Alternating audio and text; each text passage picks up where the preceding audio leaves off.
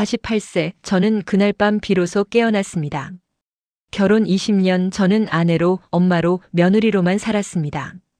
남편과의 관계는 형식뿐이었고 2분도 채 되지 않는 스킨십 속에서 저는 늘 공허함만 느꼈습니다. 그렇게 감정도 욕망도 다 잊은 채 살아가던 어느 날 폭우가 쏟아지던 밤 남편의 친구가 우리 집에 머물게 되었습니다.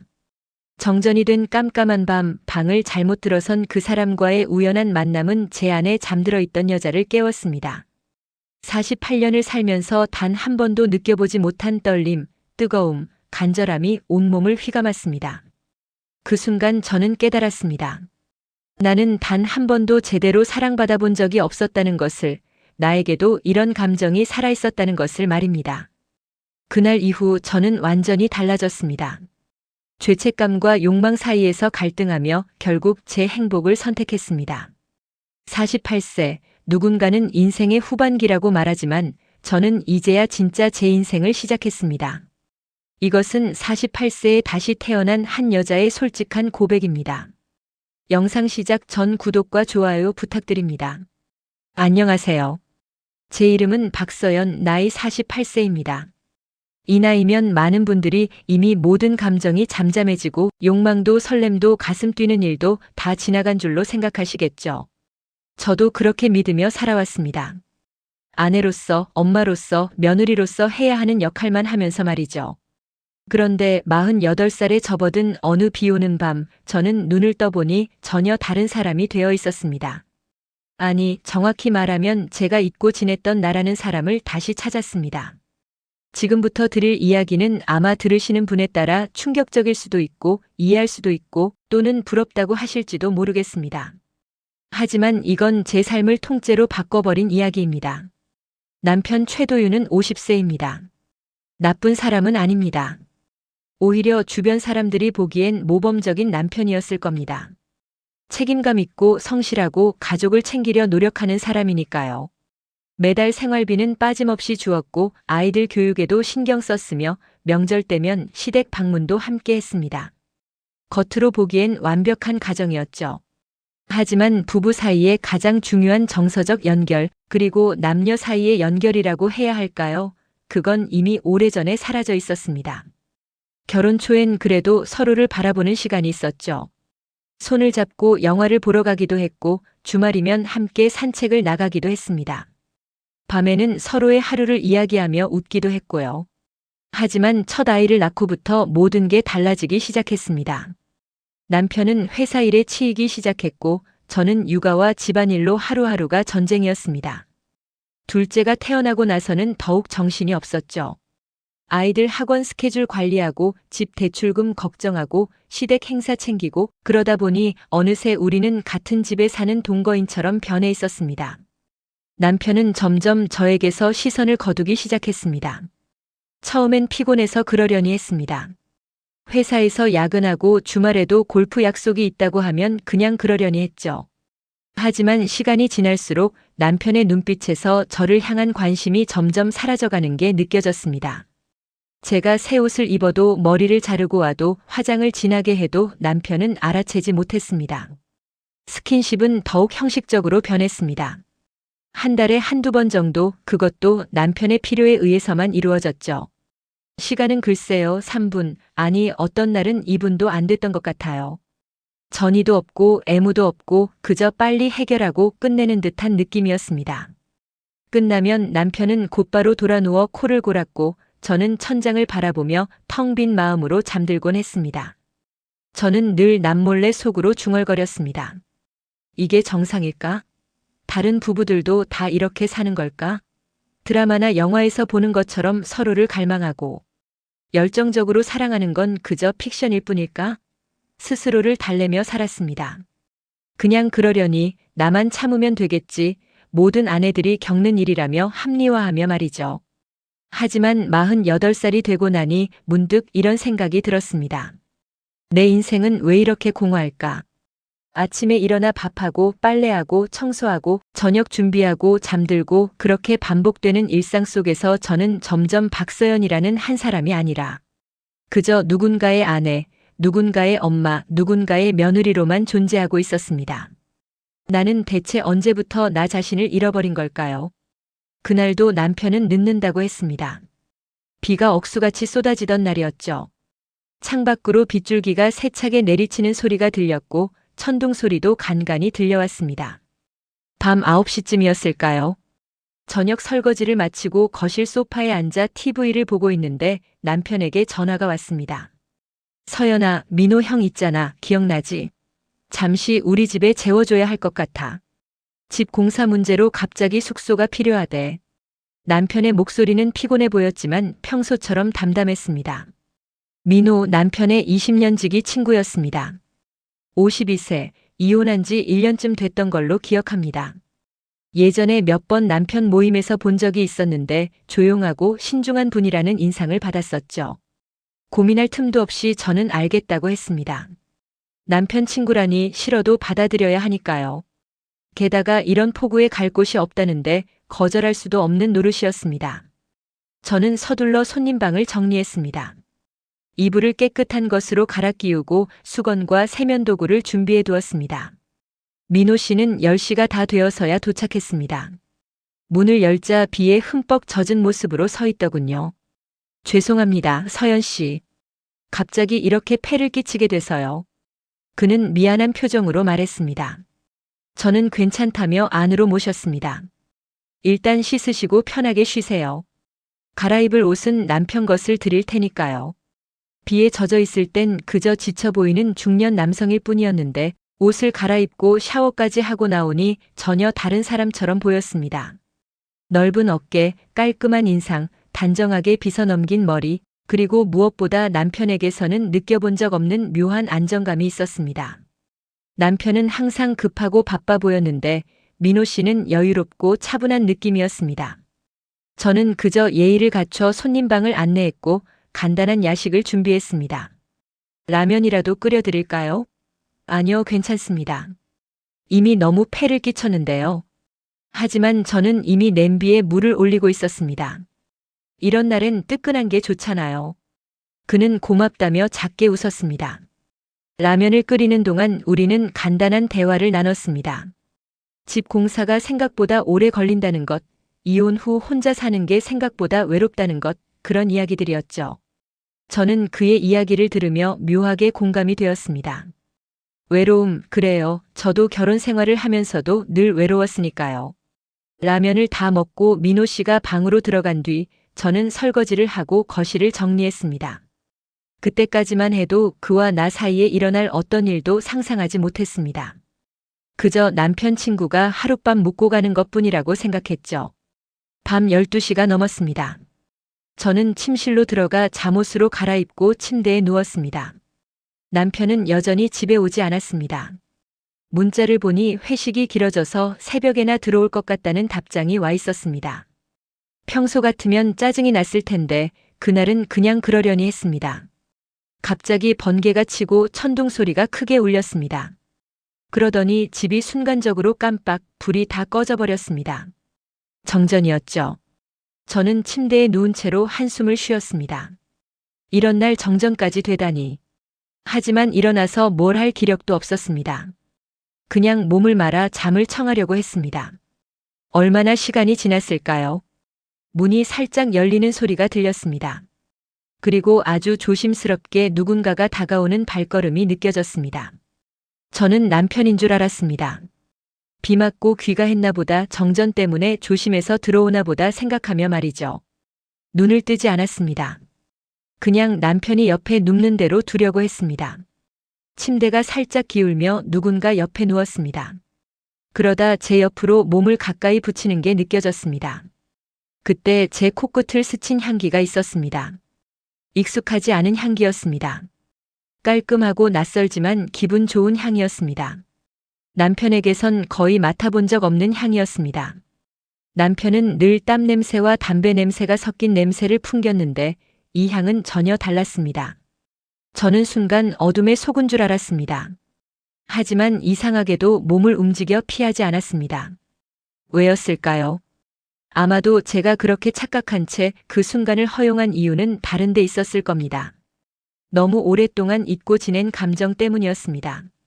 누군가 저를 원한다는 느낌, 누군가 저를 여자로 바라본다는 느낌, 그 감정이 너무나 그리웠던 겁니다. 가까워지는 뜨거운 체온이 느껴졌습니다.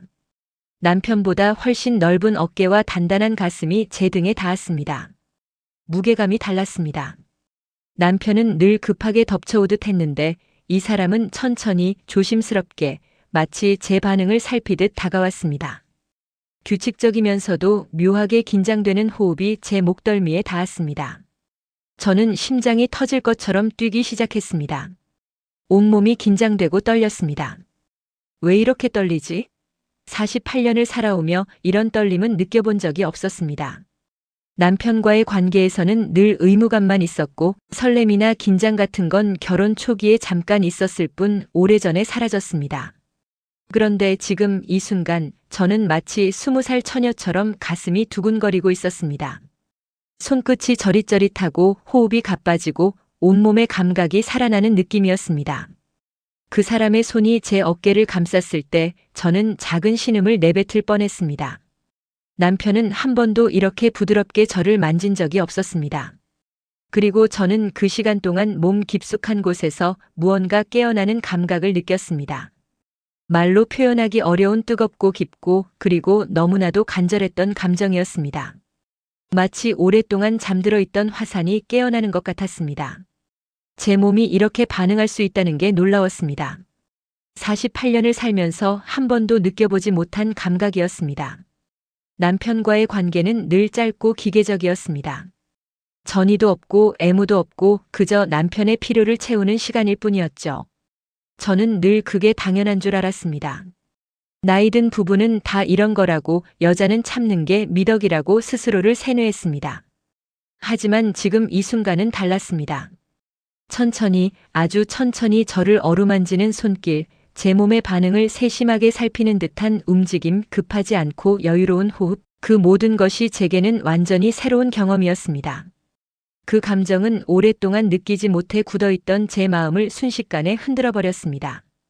시간이 얼마나 흘렀을까요? 정전된 어둠 속에서 저는 제 몸이 낯설게 느껴졌습니다. 이게 정말 내 몸이 맞나?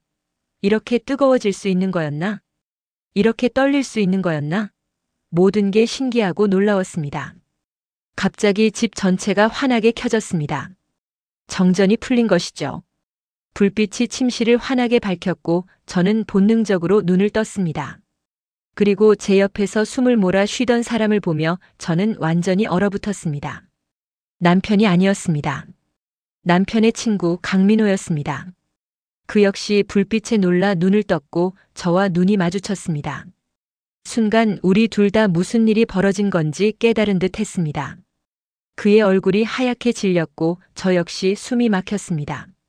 그는 황급히 몸을 일으키며 말을 더듬었습니다. 죄송합니다. 서연 씨, 정말 죄송합니다. 정전이 돼서 깜깜한데 화장실을 찾으려고 나왔다가 방을 잘못 들어선 것 같습니다. 저도 깜깜해서 여기가 손님 방인 줄 알고 잠깐 그러려고 한 게 아니라 정말 실수였습니다. 그는 말을 잇지 못했습니다. 그의 얼굴에도 제가 느꼈던 감정이 어렴풋이 남아 있었습니다. 당혹스러움, 죄책감, 그리고 부인할 수 없는 무언가가 그의 눈빛에 어려 있었습니다. 저는 급히 뛰쳐나와 화장실로 도망쳤습니다. 문을 닫고 잠그고 주저앉자 손이 떨렸습니다. 온몸이 부들부들 떨렸습니다. 숨도 제대로 쉬기 힘들었죠. 거울을 보니 제 얼굴이 새빨갛게 달아올라 있었습니다. 심장은 여전히 미친 듯이 뛰고 있었습니다. 하지만 머릿속엔 온통 방금 느꼈던 감각만이 파도처럼 몰려왔습니다. 죄책감? 당연히 있었죠. 저는 유부녀였고 그 사람은 남편의 친구였습니다. 이건 절대 해서는 안 되는 일이었습니다. 그런데 그보다 더 강한 것은 도저히 부정할 수 없는 터져오르는 욕망의 잔향이었습니다. 제 몸은 아직도 그 감촉을 기억하고 있었습니다. 그 뜨거움을, 그 떨림을, 그 간절함을 기억하고 있었습니다. 그리고 무엇보다 48년을 살면서 처음으로 제 몸이 이렇게 반응할 수 있다는 걸 알게 된 충격이 컸습니다. 저는 한참을 화장실 바닥에 앉아 있었습니다. 찬물로 얼굴을 씻고 심호흡을 하고 진정하려고 애썼습니다. 하지만 쉽지 않았습니다. 제 몸은 여전히 떨리고 있었고 마음은 혼란스러웠습니다. 다음 날 아침 저는 민호 씨 얼굴을 보지 않으려고 일부러 시선을 피했습니다. 일찍 일어나 아침 준비를 하면서도 손님 방 쪽을 쳐다보지 않았습니다. 그 역시 조심스럽게 방에서 나왔습니다. 아침 식탁에 앉았지만 서로 눈을 마주치지 못했습니다. 죄송합니다. 그 말만 계속 반복하더군요. 정말 죄송합니다, 서연 씨. 어젯밤 일은 정말 실수였습니다. 제가 정신이 없었습니다. 저는 아무 말도 하지 않았습니다. 그저 고개만 끄덕였죠. 괜찮아요, 실수였으니까요. 하지만 제 목소리는 떨리고 있었습니다. 아침을 먹는 내내 어색한 침묵이 흘렀습니다. 젓가락 소리, 그릇 부딪히는 소리만 들렸습니다. 남편은 여전히 집에 오지 않았습니다. 새벽에 들어와서 씻지도 않고 그대로 잠들었다는 문자만 보냈더군요. 하지만 문제는 제 마음이었습니다. 아니, 몸이었습니다. 전날 느꼈던 숨이 막힐 정도의 떨림, 가슴 밑바닥을 뒤흔드는 감각, 그 순간 흘러넘치던 감정들이 계속 제 안에서 살아 움직였습니다. 민호 씨가 물 한 잔을 마시려고 손을 뻗을 때 그 손이 제 눈에 들어왔고 저는 순간 어젯밤 그 손이 제 어깨를 감쌌던 기억이 떠올라 숨이 막혔습니다. 민호 씨가 아침을 먹고 나가려고 준비하는 동안 저는 부엌에서 설거지를 했습니다. 그가 현관에서 신발을 신으며 다시 한번 죄송하다고 말했습니다. 저는 고개를 끄덕였지만 제 손은 떨리고 있었고 심장은 또다시 빠르게 뛰기 시작했습니다. 그가 떠나고 나서 저는 한참을 멍하니 서 있었습니다. 부엌 창문으로 그가 걸어가는 뒷모습이 보였습니다. 넓은 어깨, 당당한 걸음걸이, 그 모습을 보며 저는 또다시 가슴이 두근거리는 걸 느꼈습니다. 이건 뭘까요? 이 감정은 대체 뭘까요? 그날 밤 남편이 오랜만에 스킨십을 시도했습니다. 저는 늘 그랬듯 순응했습니다. 하지만 남편의 손길은 여전히 급하고 거칠었습니다. 전의도 없이 바로 시작했고 저를 쳐다보지도 않았습니다. 그저 자신의 욕구를 해소하는 듯한 느낌이었습니다. 2분도 안 돼 모든 것이 끝났고 남편은 곧바로 돌아 누워 코를 골기 시작했습니다. 저는 천장을 바라보며 말할 수 없는 공허함 속에서 조용히 눈을 감았습니다. 하지만 잠이 오지 않았습니다. 48살의 제 몸은 그 순간을 비교해버렸습니다. 어젯밤 민호 씨와의 시간과 오늘 밤 남편과의 시간을 비교해버린 겁니다. 그리고 결론은 너무나 명확했습니다. 나는 단 한 번도 제대로 느껴본 적이 없었던 거구나. 결혼 20년 넘게 살면서 저는 진짜 여자로서의 감정을 느껴본 적이 없었던 겁니다. 늘 참고 견디고 의무를 다하는 것만이 아내의 역할이라고 생각했던 겁니다. 그날 밤 저는 한참을 울었습니다. 소리 내지 않고 남편이 듣지 못하게 조용히 눈물을 흘렸습니다. 슬퍼서가 아니었습니다. 분해서도 아니었습니다. 그저 제 인생이 너무나 허무하게 느껴졌기 때문입니다. 48년을 살면서 저는 단 한 번도 제 몸의 주인이 되어본 적이 없었습니다. 이틀 뒤 남편이 말했습니다. 서연아, 회사 세미나 때문에 주말까지 출장 가야 해. 목요일 저녁에 출발해서 일요일 밤에 들어올 거야. 그 말을 듣는 순간 저는 말도 안 되게 심장이 빠르게 뛰기 시작했습니다. 왜일까요? 두려움 때문이었을까요? 혹은 다시 찾아올지도 모르는 그 금기된 감정 때문이었을까요? 아니, 솔직히 말하겠습니다. 기대감 때문이었습니다. 민호 씨가 아직 우리 집에 머물고 있다는 걸 알고 있었습니다. 집 공사가 늦어져서 일주일 정도 더 있어야 한다고 남편에게 들었거든요. 그 말은 곧 남편이 출장을 가면 집에 저와 민호 씨만 남는다는 뜻이었습니다. 제가 먼저 민호 씨를 찾은 것도 아닌데 제 마음은 이미 어느 쪽을 선택하고 있었던 겁니다. 이건 나쁜 일이에요. 저는 스스로에게 말했습니다. 하지만 제 몸은 이미 다른 대답을 하고 있었습니다. 그날 이후로 저는 민호 씨와 마주칠 때마다 가슴이 두근거렸고 그의 목소리만 들어도 온몸이 긴장됐습니다. 목요일 저녁 남편이 출장 가방을 챙겨 나갔습니다. 잘 다녀와요. 저는 평소처럼 담담하게 말했습니다. 남편은 고개를 끄덕이고 현관문을 나섰습니다. 문이 닫히는 소리가 들렸고 집안이 조용해졌습니다. 저는 거실 소파에 앉아 숨을 고르려고 애썼습니다. 손님 방에서 민호 씨가 나오는 소리가 들렸습니다. 그는 거실로 조심스럽게 걸어왔고 소파 건너편에 앉았습니다. 서로 말없이 앉아 있었습니다. TV는 켜져 있었지만 무슨 내용인지 하나도 들리지 않았습니다. 저녁 준비를 해야겠다는 생각에 저는 부엌으로 갔습니다. 냉장고를 열고 재료를 꺼내며 저는 일부러 거리를 두려 했습니다. 하지만 부엌의 좁은 공간에서 민호 씨와 마주치는 건 피할 수 없었습니다. 그가 설거지를 도와주겠다며 다가왔고 저는 괜찮다고 했지만 그는 이미 옆에 서 있었습니다. 저녁을 준비하면서 민호 씨가 조용히 말했습니다. 서연 씨, 저도 그날을 잊을 수가 없습니다. 그 순간 제 손에서 숟가락이 떨어졌습니다. 바닥에 떨어진 숟가락 소리가 부엌에 울렸습니다. 저는 애써 담담한 척 했습니다. 민호 씨, 우리는 하면 안 되는 걸. 저는 유부녀고 민호 씨는 남편의 친구잖아요. 그는 말없이 고개를 끄덕였지만 눈빛만은 저를 향해 숨길 수 없는 감정을 말해주고 있었습니다. 그리고 제 안에서도 같은 감정이 울리고 있었습니다. 부정할 수 없었습니다. 저는 그를 원하고 있었고 그 역시 저를 원하고 있었습니다. 서로 피하듯 움직이고 있었지만 부엌의 좁은 공간에서 손등이 살짝 스치는 순간 저는 온몸이 굳어버렸습니다. 전기가 흐르는 듯한 느낌이었습니다. 숨소리가 달라지고 심장이 크게 뛰기 시작했습니다. 민호 씨도 멈춰 섰습니다. 우리는 서로를 바라봤습니다. 민호 씨가 아주 천천히 제 손을 잡았습니다. 따뜻하고 큰 손이었습니다. 남편의 손과는 완전히 달랐습니다. 서연 씨, 우리 둘 다 너무 외로웠던 거 아닐까요? 그의 목소리는 낮고 조용했지만 제 마음 깊은 곳까지 파고들었습니다. 그 말은 제 모든 방어를 무너뜨렸습니다. 외로움, 그래요. 저는 너무 외로웠습니다. 결혼 생활을 하면서도 가족과 함께 살면서도 저는 늘 혼자였습니다. 아무도 저를 여자로 보지 않았고 아무도 저의 감정을 신경 쓰지 않았습니다.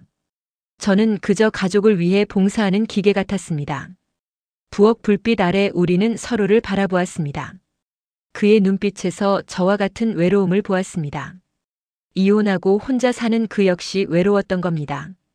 그리고 감정이 먼저 움직였습니다. 누가 먼저랄 것도 없이 우리는 서로에게 다가갔습니다. 48세, 그날 저는 48년 동안 숨죽여 살았던 제 안의 여자가 드디어 눈을 뜨는 것을 느꼈습니다. 이야기할 수 없을 만큼 뜨겁고 깊고 길게 이어지는 감정의 흐름이었습니다. 남편과의 시간은 늘 2분, 3분으로 끝났지만 민호 씨와의 시간은 달랐습니다. 천천히, 아주 천천히 제 몸의 모든 부분을 깨우는 시간이었습니다. 저는 그날 처음으로 나도 이런 사람이었구나 깨달았습니다. 제 몸이 이렇게 반응할 수 있다는 것, 제 마음이 이렇게 뜨거워질 수 있다는 것, 그 모든 것이 낯설면서도 너무나 자연스러웠습니다. 48년을 살면서 처음으로 제 몸의 주인이 된 기분이었습니다. 그 이후 우리 사이에는 말로 표현할 수 없는 감정의 선이 생겼습니다. 그 선은 서로가 스치는 순간마다 전기를 타듯 흔들렸습니다. 하루가 지날수록 우리는 서로를 더 깊게 이해했고 더 숨기기 어려운 감정 속으로 빠져들었습니다. 민호 씨는 늘 말했습니다. 서연 씨는 너무 오랫동안 누군가에게 무시당하고 있었어요. 당신은 존중받아야 할 사람인데 당신의 남편은 당신을 제대로 보지 않고 있어요. 저는 그 말에 이상하리만큼 마음이 흔들렸습니다. 남편에게 한 번도 들어보지 못한 말이었습니다. 아니, 누군가에게서 들어본 적도 없는 말이었습니다.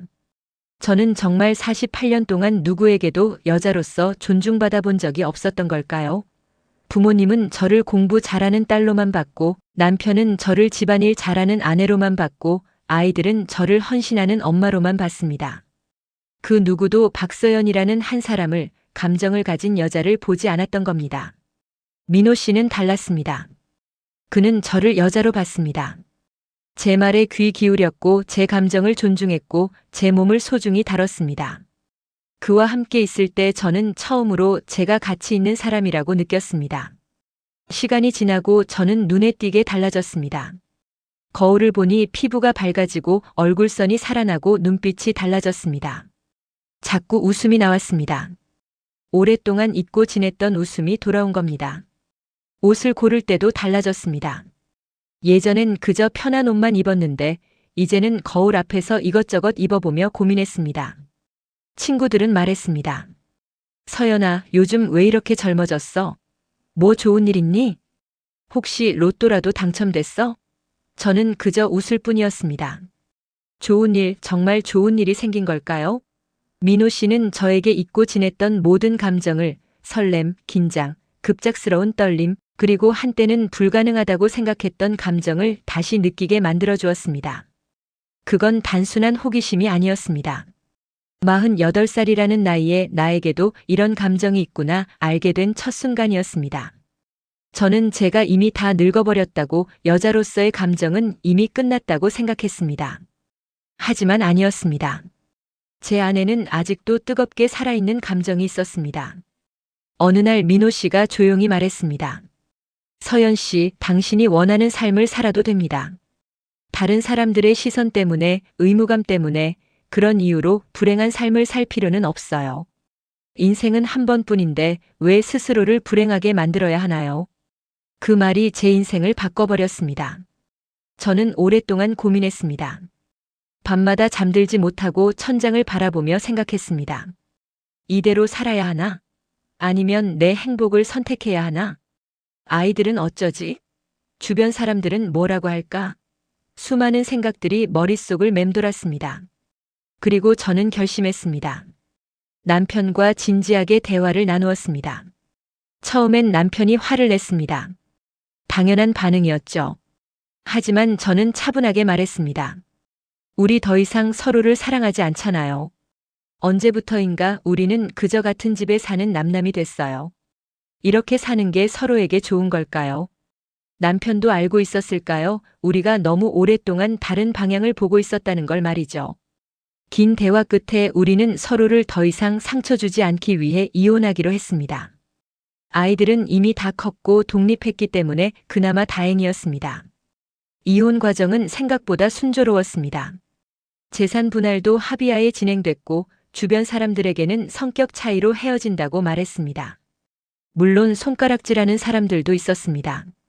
나이 들어서 무슨 이혼이냐, 참고 살지, 여자가 철이 없다. 그런 말들이 들려왔습니다. 하지만 저는 상관하지 않았습니다. 그들은 제 인생을 살아주지 않으니까요. 그들은 제가 얼마나 외로웠는지, 얼마나 공허했는지 모르니까요. 저는 한동안 아이들과 지냈습니다. 아이들에게 솔직하게 말했습니다. 엄마가 행복하지 않았다고, 이제는 엄마 인생을 살고 싶다고 말이죠. 처음엔 아이들도 놀랐지만 시간이 지나자 이해해 주었습니다. 엄마가 행복했으면 좋겠어요. 딸아이가 말했습니다. 그 말을 듣고 저는 한참을 울었습니다. 제 행복을 응원해주는 사람이 있다는 게 너무나 고마웠습니다. 민호 씨와는 조심스럽게 하지만 솔직하게 서로의 마음을 확인해 갔습니다. 급하지 않게 천천히 서로를 알아가는 시간을 가졌습니다.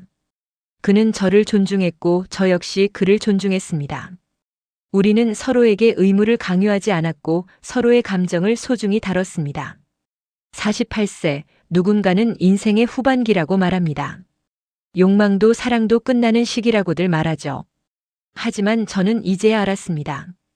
여자는 늙지 않습니다. 마음이 다치면 늙는 거지, 감정이 살아있으면 언제든 다시 시작할 수 있다는 걸 말이죠. 저는 48년 동안 잊고 지냈던 여자로서의 나를 다시 찾았습니다. 그리고 다시 살아있는 듯한 감정이 제 삶을 완전히 바꿔주었습니다.